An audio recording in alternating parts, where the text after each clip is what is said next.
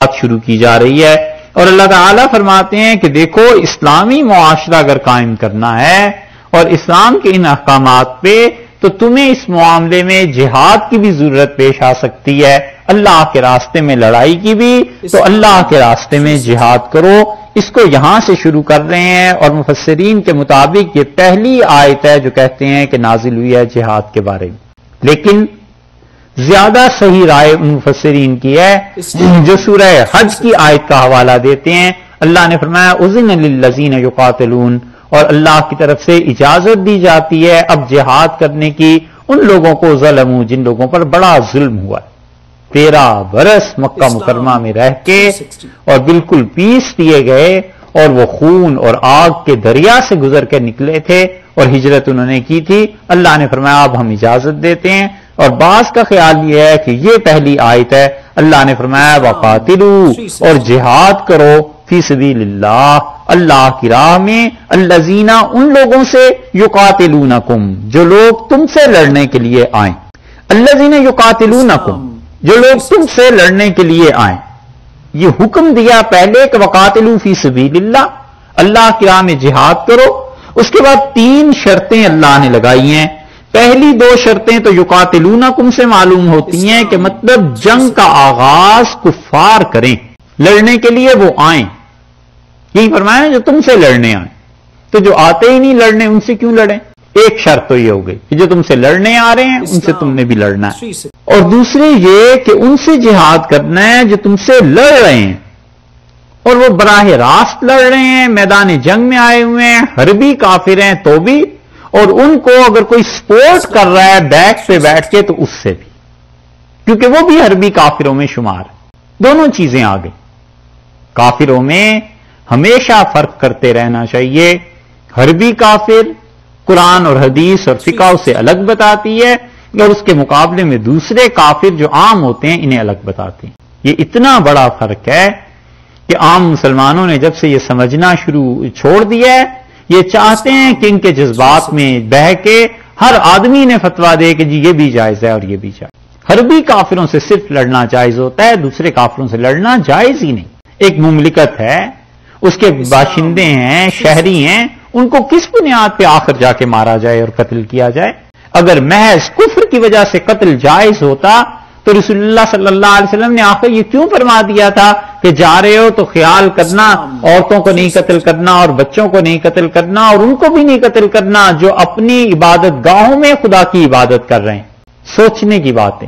اس لیے حضرت ابوبکر رضی اللہ عنہ نے جب پہلا لشکر بھیجا ہے تو انہوں نے 10 چیزوں سے منع کر دیا، ان کا یہ بھی نہیں کرنا، یہ بھی نہیں کرنا۔ اس میں انہوں نے فرمایا کہ دیکھو جہاد کرو گے تم اللہ کی راہ میں جاؤ گے، مگر بچوں کو قتل نہ کرنا، عورتوں کو قتل نہ کرنا، جو تم سے لڑنے نہیں آتے یعنی عام پبلک شہری انہیں فرمایا قتل نہ کرنا، جو بیٹھے ہوئے ہیں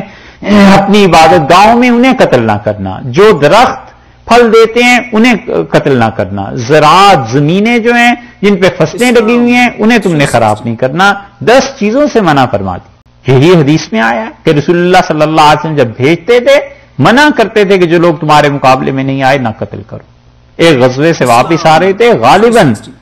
حنین تھا، اور ایک عورت کی لاش رسول اللہ صلی اللہ علیہ وسلم نے دیکھی اور ناراضگی حسرت سے فرمایا کہ اس بیچاری نے کیا گناہ کیا تھا، لوگوں نے اسے کیوں مار دی؟ اگر محض کفر وجہ ہے نا قتل کرنے کی تو آخر ان سب کو ایکسیپشن کیوں دی گئی؟ اسی لیے دوسری آیت سے دوسری شرط یہاں سے نکل آتی ہے کہ ان سے لڑائی کرو جو تم سے لڑنے آتے ہیں۔ ایک تو صورت یہ ہے کہ براہ راست آ رہے ہیں، ایک براہ راست نہیں آ رہے بلکہ بیک پہ بیٹھ کے وہ ان کو لڑا رہے ہیں، تو وہ بھی اسی حکم میں آ گئے۔ 2 باتیں ہو گئیں۔ تیسری شرط کہ ان سے نہیں لڑنا، جو لوگ لڑنے نہیں آ رہے، یقاتلونکم کے اس لفظ سے 3 چیزیں ثابت ہو جاتی ہیں کہ جو لڑنے نہیں آ رہے تم بھی ان سے نہیں لڑ سکتے،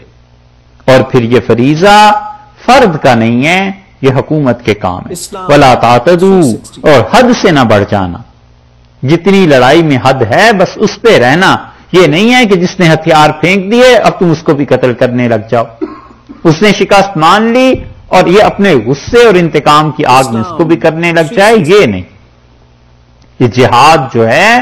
اللہ نے ایسی ایسی پابندیاں اس چیز پہ لگائی ہیں کہ انسان کی طبیعت صاف ہو جاتی ہے، جی جاتا ہے اس کافر کو قتل کر دے، مار دے، اللہ نے کہا وہ لا الہ الا اللہ کہہ دیتا ہے، خبردار جو اسے چھیڑا، بالکل نہیں اسے مار سکتے۔ اتنا بڑا ہتھیار اللہ نے کافروں کو دے دیا ہے۔ کافر سکھاتے ہیں ایک دوسرے کو، فرض کر لو کہ مسلمانوں کو مارو، اور جب تم پہ مارنے لگے، فائر کرنے لگے، تم لا الہ الا اللہ پڑھ دینا، اب کیا کرے گا؟ جذبات کی بات نہیں کی شریعت نے۔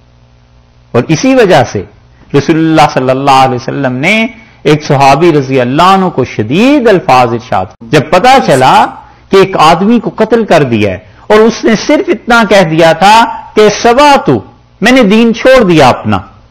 اور انہوں نے کہا اچھا اب جب ہم مکہ فتح کرنے جا رہے ہیں تو تم اب یہ کہتے ہو، اور پہلے تم لوگ ہمارے بڑے مخالف تھے۔ انہوں نے کہنا تھا اسلم، تو میں نے اسلام قبول کیا، یہ نہیں کہا، دیہاتی تھا، بکریاں چلا رہا تھا، اس نے جب دیکھا ان صحابی رضی اللہ عنہ کو تو اس کا سبات، میں اپنے دین سے ہٹ گیا،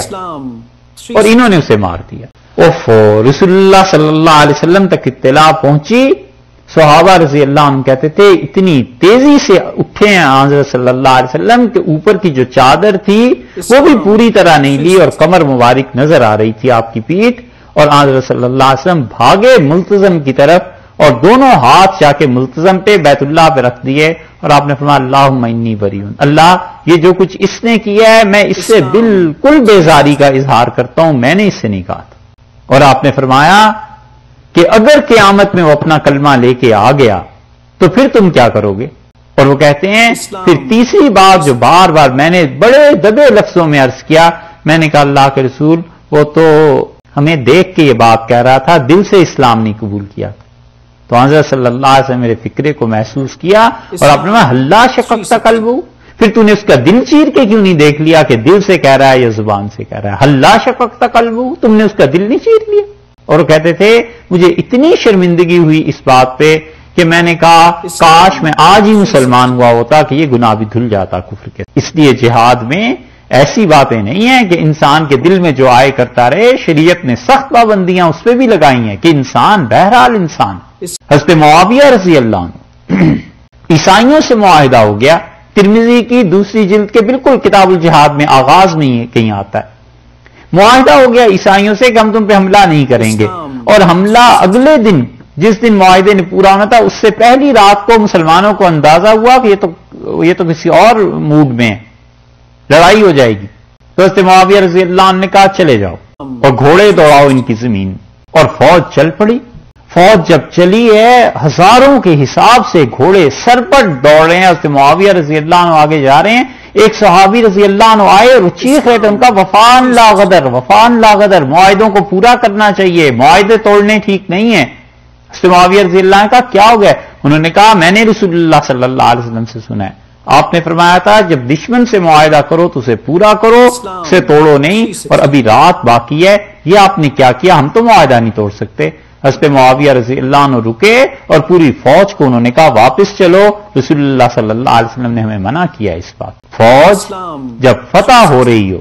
اور گھوڑے دوڑا رہی ہو، اس فوج کو واپس کرنا کوئی بچوں کا کھیل ہے؟ ایک آدمی ایک لفظ نہیں بولا اور سب کے گھوڑے پھر گئے کہ رسول اللہ صلی اللہ علیہ وسلم نے یہ فرمایا۔ اس لیے یہ جہاد پہ آپ دیکھتے جائیے آیات اور دیکھتے رہیے کیا کیا پابندیاں خدا نے لگائی ہیں۔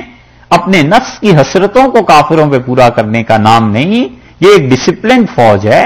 بہت سے اصول ہیں اس کے۔ ارشاد فرمایا حد سے نہ بڑھنا، بس جن کو قتل کرنا ہے انہی تک۔ ان اللہ لا یحب المعتدین، اور لوگوں اللہ ان کو پسند نہیں کرتا جو حد سے بڑھ جاتے ہیں۔ وقتلوہم، یہ آیت نازل کن کے بارے میں ہوئی ہے یہ بھی تھوڑا سا سن لیجیے۔ رسول اللہ صلی اللہ علیہ وسلم مکہ مکرمہ سے آئے مدینہ منورہ سے آئے مکہ مکرمہ حدیبیہ کے معاملے میں، اور آپ نے کرنا تھا عمرہ، اور عمرے پہ روک دیے گئے۔ اس کے بعد والی آیات تو آ رہی ہیں عمرے کے متعلق کہ جن کافروں نے آپ کو روک دیا ان کا کیا حکم ہے، ایک، اور یہ کہ جن کافروں نے پچھلے برس روکا تھا 6 ہجری میں، اب 7 میں جب عمرہ کرنے جا رہے ہیں تو ان کا کیا حکم ہے، 2،